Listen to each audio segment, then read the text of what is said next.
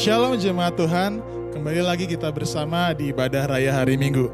Tidak terasa kita sudah memasuki di minggu yang terakhir pada bulan Juni. Dan sebelum kita akan memulai ibadah, saya mengundang untuk kita semua berdoa bersama-sama. Terima kasih ya Bapa, terima kasih ya Roh Kudus atas penyertaan-Mu sepanjang minggu ini. Kami sungguh mengalami berkat-Mu, kami sungguh mengalami penyertaan-Mu. Ya Tuhan, sebentar kami akan mulai ibadah. Persiapkanlah hati kami, persiapkan pikiran kami agar kami dapat memuji-Mu dengan penuh sukacita. Kami juga berdoa untuk hamba-Mu yang nanti akan membawakan firman-Mu. Kiranya Engkau yang sertai, Engkau yang urapi mulut lidah hamba-Mu. Dan semoga apa yang dikeluarkan dari mulut lidah hamba-Mu itu berasal dari Engkau. Terima kasih ya Bapa. Dan semua dari kita yang siap untuk memuji Tuhan, sama-sama kita katakan amin. Selamat hari Minggu, Tuhan Yesus memberkati. Mari kita sama-sama bangkit berdiri, kita mari tinggikan Tuhan kita Yesus Kristus.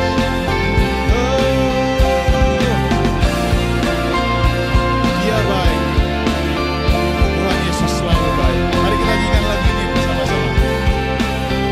Janganlah bekerja di ladangnya Tuhan, Roh Kudus yang beri kekuatan, yang mengajar dan menopang. Tiada lelah bekerja bersamamu Tuhan, yang selalu mencukupkan akan segalanya.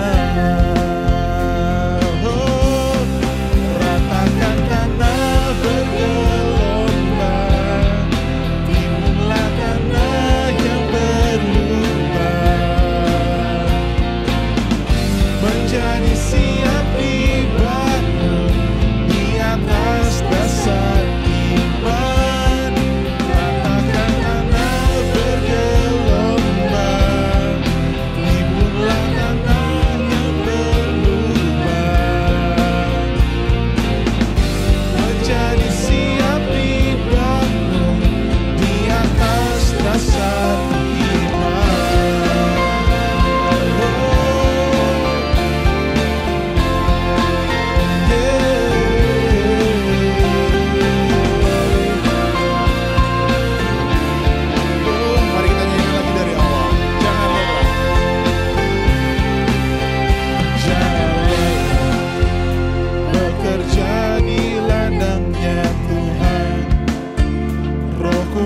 yang beri kekuatan, yang mengajar dan menopang.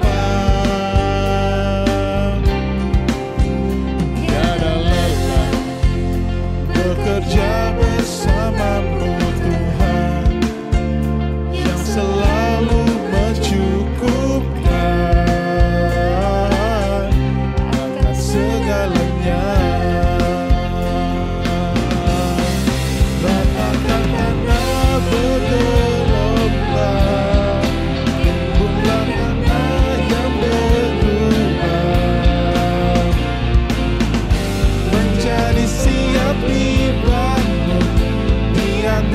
Dasar iman, ratakan tanah bergelombang, timbunlah tanah yang berlubang. Menjadi siap dibangun di atas dasar iman, ratakan tanah bergelombang, timbunlah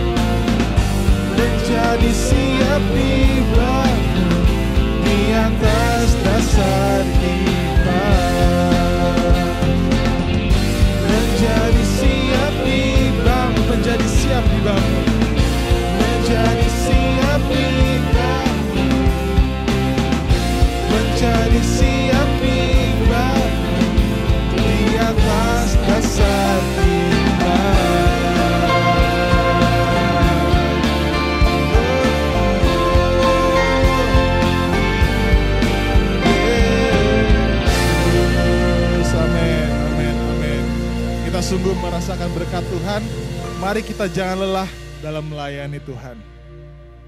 Sebentar kita akan memasuki ruang yang Maha Kudus.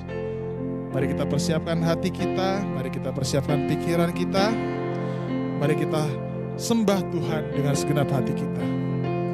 Kita mengucap syukur atas penyertaan yang sudah Tuhan berikan di dalam kehidupan kita. Terima kasih Tuhan, sungguh baik Tuhan.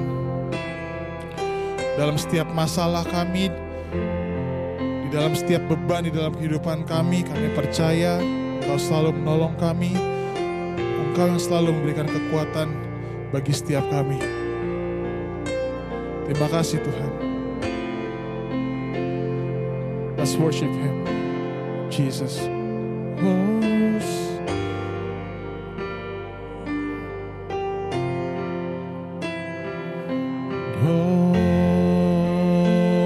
Mari katakan. Betapa ajaib dan dahsyatnya Tuhan kejadianku. Kau menenun diriku serupa gambaranmu.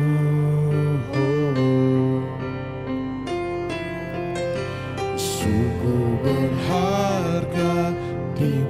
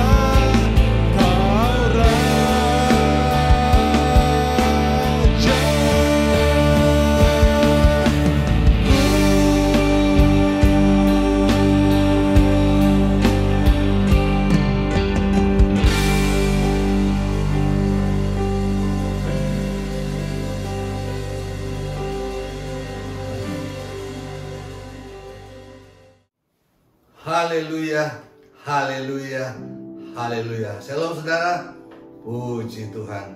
Mari kita berdoa. Bapa kami dalam surga, kami bersyukur dan terima kasih buat kemurahan-Mu ya Tuhan, serta penyertaan Tuhan dalam hidup kami, di mana pada hari ini kami boleh beribadah, memuji, membesarkan nama Tuhan, bahkan belajar dari firman-Mu. Hamba berdoa ya Tuhan, berkatilah kami semua. Walaupun kami beribadah secara online dan kami ada di rumah kami masing-masing, tapi kami percaya Engkau Tuhan kami yang omnipresence, yang maha hadir di mana-mana. Dan kami berdoa ya Tuhan, agar sungguh-sungguh ibadah ini boleh jadi berkat bagi kami. Urapi hamba-Mu, pakai hamba-Mu untuk boleh menjadi saluran berkat. Berkaryalah Engkau di tengah-tengah kami. Terpujilah Engkau ya Tuhan, di dalam nama Tuhan Yesus Kristus. Haleluya. Semua kita katakan amin. Puji Tuhan, haleluya. Saudaraku, tema khotbah hari ini sesuai dengan tema bulanan kita adalah mengatasi kegagalan iman. Mari coba lihat slide yang telah saya siapkan. Kita akan baca firman Tuhan yang pertama sekali, Lukas 22 ayat 57 sampai 62. Kemudian kita lompat nanti, kita baca satu ayat lagi, Kisah Para Rasul 1 ayat 8. Oke, sekarang kita akan baca sama-sama Lukas 22 ayat 57 sampai 52. Tetapi Petrus menyangkal, katanya, "Bukan, aku tidak kenal dia." Tidak berapa lama kemudian seorang lain melihat dia, lalu berkata, "Engkau juga seorang dari mereka." Tapi Petrus berkata, "Bukan, aku tidak." Dan kira-kira sejam kemudian seorang lain berkata dengan tegas, "Sungguh orang ini juga bersama-sama dengan dia, sebab ia juga orang Galilea." Tetapi Petrus berkata, "Bukan, aku tidak tahu apa yang kau katakan." Seketika itu juga, sementara ia berkata, berkokoklah ayam. Lalu berpalinglah Tuhan memandang Petrus.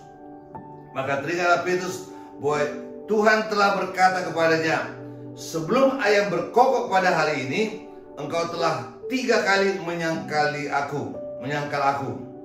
Lalu ia pergi keluar dan menangis dengan sedihnya. Satu ayat lagi, Kisah Para Rasul 1 ayat 8. "Tetapi kamu akan menerima kuasa kalau Roh Kudus turun ke atas kamu, dan kamu akan menjadi saksiku di Yerusalem dan di seluruh Yudea dan Samaria dan sampai ke ujung bumi." Puji Tuhan, haleluya. Nah, sebelum saya lanjutkan, coba lihat slide berikut. Sudah ada gambar itu? Tentu Anda tahu siapa orang ini, bukan? Simak baik-baik. Yang berikut. Nah, dari gambar ini, apalagi yang kedua, maka kita tahu betul dia adalah Michael Jordan yang sudah pensiun dari basketball.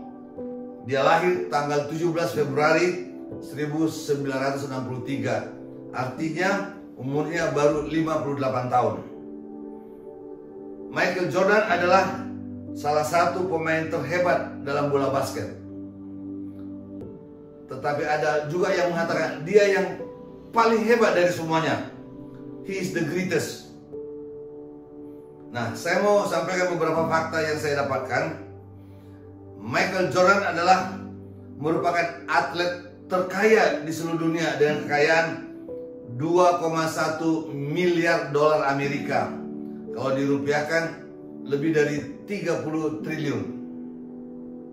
Dia punya rumah besar dan mewah, punya private jet, punya mobil-mobil mewah, punya bisnis restoran, dealer mobil, lapangan golf dan lain-lain.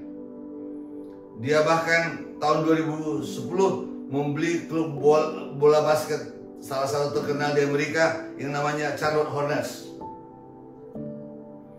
Saudaraku, dia mendapat royalti rata-rata 100 juta dolar Amerika per tahun hanya dari Nike. Ya, kalau sudah ingat ada produk yang meledak dari Nike namanya Air Jordan yang memakai namanya dia. Ya, dari total seluruh royalti yang pernah dia dapatkan dari Nike itu berjumlah kira-kira 1,5 miliar dolar. Luar biasa bukan? Padahal waktu saat kontrak pertama dia hanya menerima 500.000 dolar Amerika per tahun. Itu pun kontraknya selama 5 tahun. Tapi karena bagus terus, reputasinya juga naik, sehingga dia kontrak sampai sekarang dengan Nike. Luar biasa. Karirnya di NBA adalah 6 kali juara NBA, 6 kali merupakan MVP di final NBA. MVP itu adalah pemain terbaik, gitu ya. Itu hanya di laga final saja. Dia mendapatkan gelar pemain terbaik seluruh dunia selama 5 kali. Dan pernah mendapat mendaftarkan namanya sebagai pemain NBA All Star sebanyak 14 kali. Luar biasa. Tapi dengarkan ini. Pernahkah Anda tahu tentang kegagalannya? Saya mencatat di sini, dalam suatu acara televisi di ESPN ditayangkan suatu interview, ya, bagaimana tentang karirnya dia. Michael Jordan berkata begini, lebih dari 3.000 kali saya diberi kepercayaan untuk menjarahkan bola ke jaring lawan, namun saya gagal melakukannya. Saya diberi 26 kali kepercayaan oleh tim saya untuk melakukan tembakan terakhir pada saat pertandingan final, dan saya pun gagal. Lebih dari 300 kali saya berkontribusi dalam kekalahan tim saya, yaitu Chicago Bulls. Namun saya selalu berusaha sungguh-sungguh untuk mengatasi kegagalan-kegagalan yang akhirnya membuat saya berhasil. Apa artinya, saudaraku? Seseorang bisa saja pernah gagal, atau mungkin berkali-kali gagal. Namun kalau dia mau merubahnya, mau berusaha sungguh-sungguh, dia bisa sukses dan berhasil. Amin, saudaraku? Nah, kita kembali kepada pembacaan firman Tuhan tadi. Dari ayat-ayat yang kita baca, khususnya dari Lukas 22 tadi, ternyata Petrus pernah mengalami kegagalan iman. Bahkan dia menyangkal Yesus. Dia tidak mau mengaku dia adalah murid Yesus atau pengikut Yesus. Saudaraku, pada malam sebelum penangkapan dan penyaliban, Yesus ada bersama dengan murid-muridnya di Taman Getsemane. Mari kita simak ayat-ayat berikut ini. Saya akan bacakan kepada saudara Matius 26 ayat 31. Maka berkatalah Yesus kepada mereka, malam ini kamu semua akan tergoncang imanmu karena aku. Sebab ada tertulis, aku akan membunuh gembala dan kawanan domba itu akan tercerai-berai. Ayat 32. Akan tetapi sesudah aku bangkit, aku akan mendahului kamu ke Galilea. Perhatikan ayat 33 sampai 35. Namun Petrus menjawab, biarpun mereka semua tergoncang imannya karena engkau, aku sekali-kali tidak. Yesus berkata kepadanya, aku berkata kepadamu, sesungguhnya malam ini sebelum ayam berkokok engkau telah menyangkal aku 3 kali. Kata Petrus kepadanya, sekalipun aku harus mati bersama-sama engkau, aku takkan menyangkal engkau. Semua murid yang lain pun berkata demikian juga. Faktanya, kenyataannya, tadi kita membaca, Petrus memang menyangkal Yesus. Dan itu bisa terjadi oleh karena tekanan yang dia rasakan, bahkan mungkin dia takut mati dan sebagainya. Dalam kehidupan kita sekarang ini, oleh karena menghadapi berbagai masalah, bahkan godaan, ada orang yang bisa mengalami kegagalan iman. Contoh misalkan, saya pernah melihat video pada waktu ISIS mau mengeksekusi orang, meminta supaya dia menyangkali Yesus sebagai Tuhan dan Juru Selamat. Yang tidak mau menyangkal dibunuh langsung. Dan ada orang yang sampai menyangkal, saudara. Tapi setelah menyangkal, mereka mempermainkan. Ternyata kamu begitu juga yang mau dibunuh juga. Tapi ada lain soal, saudaraku, di mana ada orang yang karena kecantol sama orang kaya, menyangkal imannya pindah agama untuk kawin. Ada juga saya pernah dengar karena kesulitan ekonomi pindah agama, menyangkal imannya.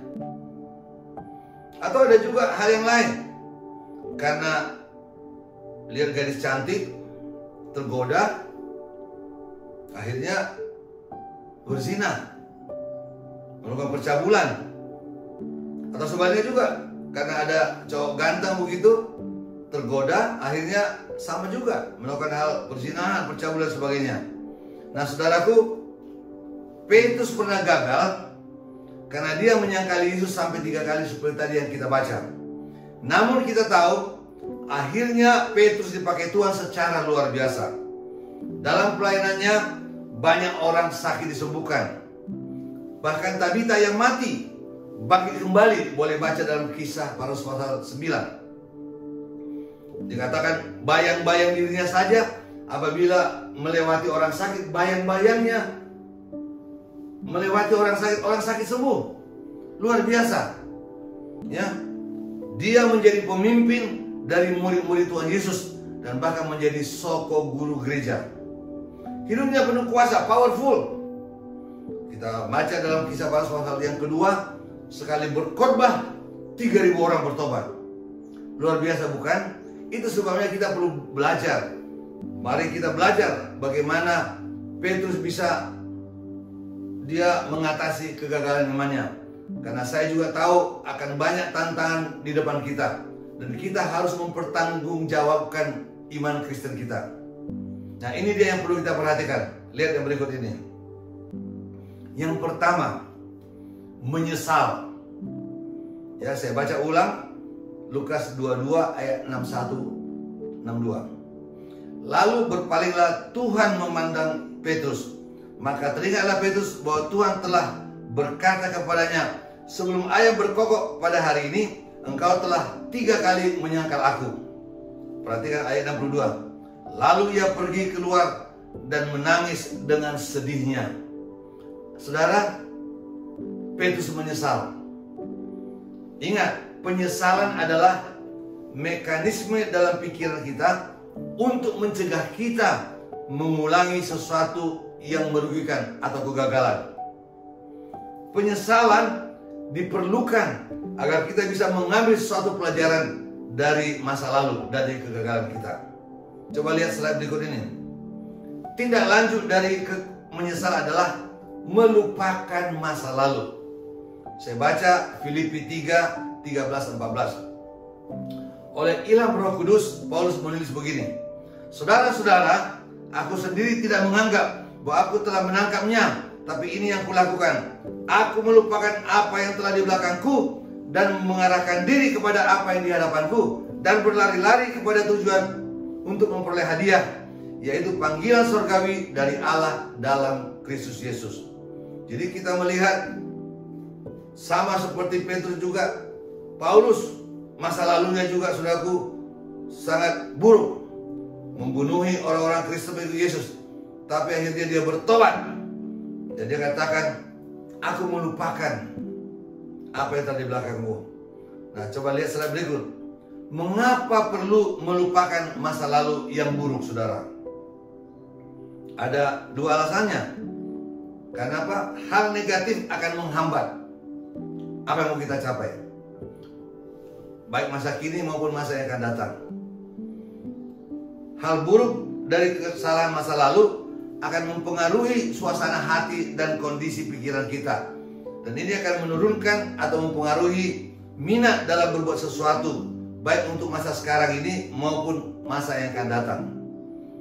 Dan yang kedua adalah supaya lebih fokus, agar dapat mencapai tujuan. Dan itu yang tadi kita baca dalam Filipi 3:13-14. Perhatikan, saudaraku, Petrus fokus pada apa yang harus dia lakukan selanjutnya dan bagaimana membuat hidupnya lebih baik dan berguna. Itu keputusannya. Makanya tadi dia menyesal, dia menangis, saudaraku ya. Coba kita lihat slide berikutnya juga. Jika kita tidak dapat melupakan kegagalan masa lalu kita, maka akan ada apa? Merasa tertuduh. Jadi kita akan selalu menyalahkan diri sendiri. Gara-gara itu kita bilang, kok dia bisa lebih hebat dari kita. Maka kita menjadi iri hati. Dan itu bisa menimbulkan kepahitan bagi diri kita sendiri. Juga yang berikut adalah suka khawatir, suka takut. Itu timbul karena apa? Karena kita selalu terikat dengan masa lalu kita, kegagalan-kegagalan kita. Yang berikut juga menjadi pesimis, ya, tidak ada optimisme. Sehingga apa? Itu akan mematikan kreativitas kita. Selalu ragu-ragu, pesimis. Yang berikut seperti yang saya katakan, membuat kita selalu berpikir negatif. Dan itu menjadi penghalang untuk kita boleh maju. Yang berikut juga adalah kurang gigih. Akibat kegagalan masa lalu, kita tidak bisa melupakannya. Makanya kita kurang gigih, suka menyerah terlalu cepat, ringkih, gampang remuk. Seperti tadi saya katakan juga, akibatnya kita kurang inovasi, kurang kreativitas. Itu sebabnya memang kita perlu menyesal kegagalan masa lalu kita. Amin saudara. Haleluya, puji Tuhan. Sekarang kita masuk pada poin yang kedua. Poin yang kedua adalah komitmen untuk taat dan setia. Kita harus punya komitmen untuk taat dan setia. Mari kita baca Kisah Para Rasul 1, 4 dan 5. Dan juga pasal 5 ayat 9. Saya akan baca Kisah Para Rasul 1 ayat 4 dan 5. Pada suatu hari ketika ia makan bersama-sama dengan mereka, ia melarang mereka meninggalkan Yerusalem dan menyuruh mereka tinggal di situ menantikan janji Bapa. Yang demikian katanya, telah kamu dengar daripadaku, sebab Yohanes membaptis dengan air, tapi tidak lama lagi kamu akan dibaptis dengan Roh Kudus. Saudaraku, di sini kita membaca bagaimana Yesus berkata kepada murid-muridnya sebelum dia naik ke sorga. Salah satunya adalah Petrus, agar mereka jangan meninggalkan Yerusalem, tapi mereka menunggu janji Bapa agar mereka mengalami namanya kepenuhan Roh Kudus, saudaraku ya. Pernah saya katakan, sayangnya dari 500 yang mendengar pesan Tuhan Yesus itu, hanya 120 orang yang tak ada setia. Salah satunya adalah Petrus. Makanya mereka tidak pergi kemana-mana. Mereka berkumpul di suatu rumah di bagian loteng atas rumah itu. Mereka berdoa terus 10 malam. Sampai akhirnya pada hari Pentakosta mereka mengalami kepenuhan Roh Kudus. Tapi intinya adalah komitmen dari Petrus untuk taat dan setia kepada Tuhan. Kita baca sekarang Kisah Para Rasul 5 ayat 29. Tapi Petrus dan rasul-rasul itu menjawab katanya, kita harus lebih taat kepada Allah daripada kepada manusia. Itu pada waktu mereka dihadapkan dengan orang Farisi, pemimpin agama, yang mempengaruhi mereka supaya mereka meninggalkan Tuhan Yesus. Tapi Petrus berkata, kita harus lebih taat kepada Allah daripada kepada manusia. Itu sebabnya saudaraku, ini sangat penting dalam kehidupan kita. Kalau kita lihat dalam kehidupan kita sehari-hari, orang yang kerja baik di perusahaan swasta maupun pemerintah, kalau ada pegawai yang taat kepada atasannya, itu soal waktu, ya pasti nanti ada promosi, ada kenaikan pangkat atau golongan dan sebagainya lah. Dan biasanya kalau ada promosi, ya ada fasilitas. Makanya saudaraku, kita perlu taat dan setia kepada Tuhan. Amin. Tapi mari kita coba koreksi diri kita. Apakah kita benar taat dan setia kepada Tuhan? Bagaimana dengan kekudusan hidup kita? Bagaimana dengan membawa persembahan kita ke rumah Tuhan? Berkorban untuk pekerjaan Tuhan, membayar perpuluhan kita. Mari masing-masing kita untuk bisa mengoreksi diri kita. Haleluya, puji Tuhan. Amin, amin. Mari sekarang kita masuk pada poin yang ketiga. Hidup yang penuh dengan Roh Kudus. Haleluya. Tadi sudah kita baca, akan saya baca ulang ayat yang sangat terkenal ini saudaraku ya. Kisah Para Rasul 1 ayat 8. Ini juga pesan Tuhan Yesus sebelum dia naik ke sorga. Tapi kamu akan menerima kuasa kalau Roh Kudus turun ke atas kamu. Dan kamu akan menjadi saksiku di Yerusalem, di seluruh dunia, dan Samaria, dan sampai ke ujung bumi. Kisah Para Rasul 2 ayat 4. Maka penuhlah mereka dengan Roh Kudus. Lalu mereka mulai berkata-kata dalam bahasa-bahasa lain, seperti yang diberikan oleh Roh itu kepada mereka untuk mengatakannya. Saudaraku, tadi saya katakan salah satu dari 120 orang yang menunggu janji Bapa, yang taat dan setia atas pesan Tuhan Yesus untuk tidak meninggalkan Yerusalem adalah Petrus. Dan mereka mengalami namanya baptisan Roh Kudus, kepenuhan Roh Kudus. Saudaraku, kalau dikatakan tadi, kamu akan menerima kuasa. You shall receive power. Kata power ini, saudaraku, dalam bahasa aslinya, bahasa Yunaninya adalah dunamis. Dari kata dunamis inilah ada kata dynamite, yaitu bahan peledak, saudaraku ya. Jadi apa yang kita lihat, mereka mengalami namanya kepenuhan Roh Kudus. Ada satu kuasa, potensi dalam diri mereka yang luar biasa, saudaraku ya. Petrus dan murid-muridnya, murid-murid Tuhan Yesus yang lain maksud saya adalah karena potensi yang ada di mereka, selalu antusias, selalu bergairah. Dan itu sebabnya mereka dapat mengatasi kegagalan-kegagalan mereka di masa lalu. Sama halnya dengan kita. Kita perlu mengalami kepenuhan Roh Kudus, tapi juga senantiasa penuh dengan Roh Kudus. Selalu memelihara urapan Roh Kudus dalam hidup kita. Haleluya, puji Tuhan, amin. Saya tidak perlu jelaskan lagi karena sudah terlalu banyak khotbah-khotbah saya tentang Roh Kudus bagi kita. Poin yang keempat sekarang. Poin yang keempat, bertumbuh dalam iman. Bertumbuh dalam iman. Kisah Para Rasul 2 ayat 42 dan Kisah Para Rasul 5 ayat 12. Sekarang saya baca Kisah Para Rasul 2 ayat 42. Mereka bertekun dalam pengajaran rasul-rasul dan dalam persekutuan, dan mereka selalu berkumpul untuk memecahkan roti dan berdoa. Satu lagi, Kisah Para Rasul 5 ayat 12. Dan oleh rasul-rasul diadakan banyak tanda dan mukjizat di antara orang banyak. Semua orang percaya selalu berkumpul di Serambi Salomo dalam persekutuan yang erat. Puji nama Tuhan. Saudaraku, jadi kita melihat di sini bagaimana Petrus dan murid-murid yang lain, mereka selalu bersekutu.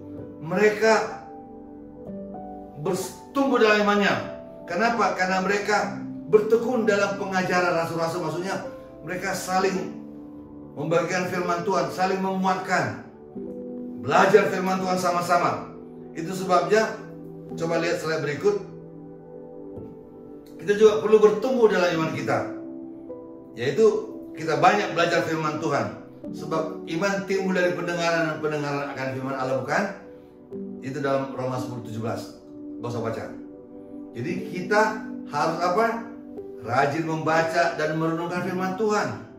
Rajin ibadah.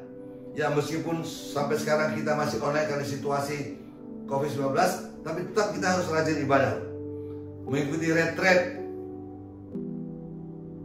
Ya, sekarang sih kita sudah 2 tahun ini ya nggak ada retreat karena situasi dan kondisi. Tapi kalau nanti ada, kita perlu rajin itu. Ada KKR misalkan, seminar atau konferensi-konferensi. Di samping itu juga saya ingatkan, kita juga perlu membaca buku-buku rohani. Apalagi sekarang, saudaraku, tidak ada retreat, tidak ada KKR, tidak ada seminar. Seminar kadang-kadang lewat online juga ada. Tapi KKR, retreat ratanya sudah nggak ada. Ya, tapi kita perlu banyak belajar, baca-baca buku rohani, mengakses situs-situs atau YouTube yang membicarakan firman Tuhan, belajar firman Tuhan, mendengarkan kaset-kaset atau musik-musik rohani dan sebagainya. Ini semua akan membuat iman kita makin bertumbuh dan kita akan semakin kuat. Amin. Puji Tuhan. Haleluya. Dan yang terakhir, poin yang kelima adalah komitmen untuk membawa jiwa-jiwa kepada Tuhan. Petrus bisa mengatasi kegagalan masa lalunya itu Kegagalan imannya karena dia punya komitmen untuk membawa jiwa-jiwa kepada Tuhan. Saya bacakan Kisah Para Rasul 4 ayat 31 dan juga pasal 5 ayat 42. Kisah Para Rasul 4 ayat 31. Dan ketika mereka sedang berdoa, goyahlah tempat mereka berkumpul itu, dan mereka semua penuh dengan Roh Kudus. Lalu mereka memberitakan firman Allah dengan berani. Saya ulangi. Lalu mereka memberitakan firman Allah dengan berani. Pasal 5 ayat 42. Dan setiap hari mereka melanjutkan pengajaran mereka di bait Allah dan di rumah-rumah orang, dan memberitakan Injil tentang Yesus yang adalah Mesias.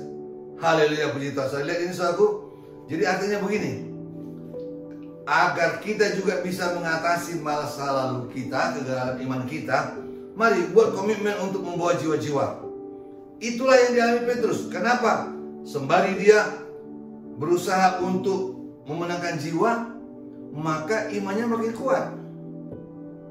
Tadi kalau kita baca, apabila mereka penuh Roh Kudus, Yesus berkata apa? Aku akan menjadi saksi. Engkau akan menjadi saksi bagiku. Ya, menjadi saksi, juga bersaksi di dalamnya, tapi juga agar kehidupan kita boleh menjadi kesaksian bagi yang lain. Itu caranya kita untuk boleh membawa jiwa-jiwa kepada Tuhan. Saya percaya saudaraku, kalau kita ketemu Tuhan muka dengan muka, Tuhan tidak tanya berapa rumah kita, berapa mobil kita, berapa banyak harta kita. Tuhan tidak concern tentang itu. Tuhan Maha Kaya, memiliki alam semesta semuanya. Tapi ingat, Yesus mati di kayu salib untuk jiwa-jiwa bisa diselamatkan. Jadi Tuhan sangat concern terhadap jiwa-jiwa. Makanya kita perlu untuk berusaha membawa jiwa kepada Tuhan, saudara ya. Mari, ada komitmen itu. Dan saya percaya ada istilah juga berkata learning by doing. Artinya apa? Dengan melakukannya kita juga belajar. Learning by doing. Jadi kalau kita mulai ada komitmen untuk membawa jiwa-jiwa kepada Tuhan, maka Tuhan juga akan tidak membiarkan kita begitu saja. Akan ada kekuatan yang baru, dan itu akan membuat kita akan tegar menghadapi segala sesuatu, sehingga iman kita kuat dan kita tidak akan menyangkal lagi. Haleluya, puji Tuhan. Itu saudara-saudaraku, mari. Poin-poin ini sangat perlu bagi kita. Dengan demikian kita akan bisa mengatasi kegagalan iman kita. Haleluya, puji Tuhan. Mari kita berdoa. Bapa kami dalam sorga, kami bersyukur terima kasih buat kemurahan-Mu di mana kami boleh belajar dari firman-Mu ya Tuhan. Hamba berdoa Bapa agar kami semua bukan sekedar pendengar-pendengar, tapi boleh menjadi pelaku-pelaku firman-Mu.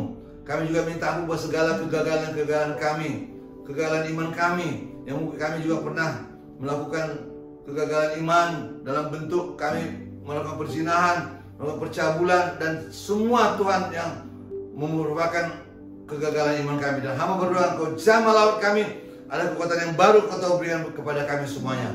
Terima kasih Bapak Surgawi. Haleluya, puji Tuhan. Dan sembari kita tunduk kepala berdoa, saya juga rindu berdoa bagi saudara untuk segala beban masalah, tantangan yang saudara hadapi. Percayalah, bersama dengan Tuhan selalu ada penyertaan Tuhan. Bersama dengan Tuhan ada jalan keluar. Bersama dengan Tuhan ada pertolongan Tuhan, ada berkat Tuhan. Yang ingin didoakan boleh angkat tangan kanan saudara, tangan kiri taruh di dada. Percayalah, meskipun kita ibadah secara online di rumah kita masing-masing, Tuhan itu maha hadir. Dia ada di rumah saudara juga. Dan saya yakin Tuhan akan menolong kita, memberkati kita semuanya. Mari kita berdoa. Bagi saudara yang angkat tangan, juga saudara boleh berdoa kepada Tuhan. Haleluya.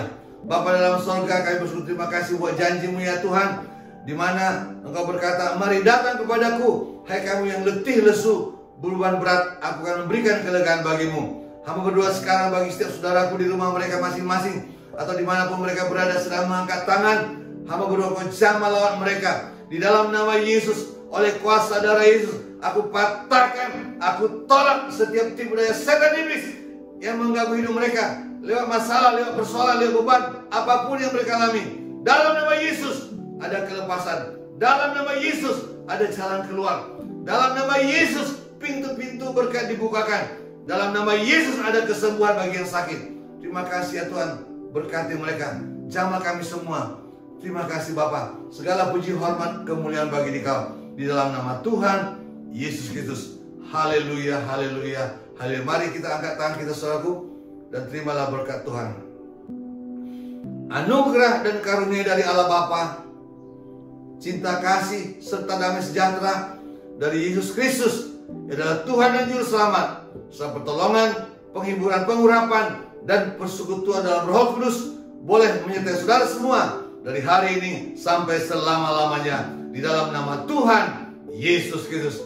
Haleluya. Semua percaya katakan amin. Amin. Puji Tuhan.